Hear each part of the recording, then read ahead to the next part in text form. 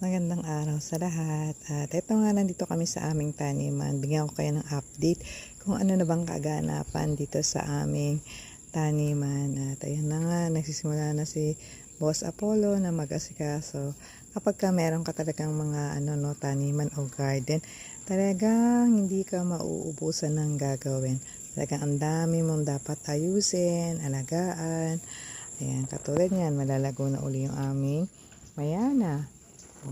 Pagkatapos, syempre, itong aming mga kamatis nagsisimula na magbunga, kaya kailangan ko din magbawas ng mga dahon para makapamunga ng maayos, diba? At ayun nga yung aming pinya, lumalaki na talaga. May bulaklak din pala yung pinya, no? At pagkatapos, yun nga ang ating mga halamang bulaklak, kailangan nating diligan ng pampabulaklak para gumanda pa ng gusto yung kanyang mga bulaklak. At pagkatapos, ayan yung ating mga tinanim na talong, puting talong yan kaya lang ayun nga, dahil nga wala tayong mga insecticide na ini-spray, kaya ayan ang daming butas yung mga dahon.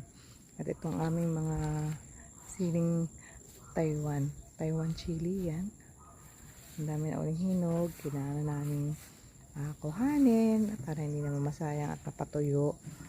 At ito nga yung sinasabi ko sa inyo, yung kamatis namin na ang dami na mga bunga.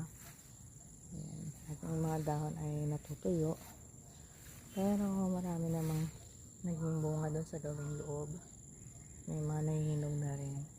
At ayan ang maganda naming pinya. At ito, tingnan nyo, may mga yun na siguro yung mga suhi na tinatawag sa gilid-gilid. At pagkatapos ayan ang ating talbos ng kamote. At ito ang aming pandak na papaya, nagsisimula na rin mamunga.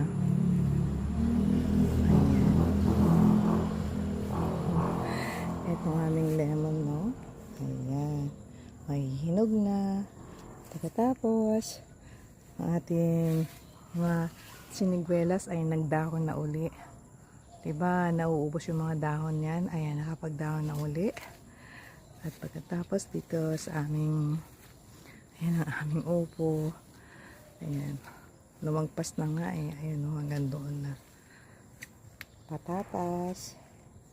So mga ilang araw na lang siguro makakapag-harvest na kami dyan. At andun yung ating siniguelas, yung ating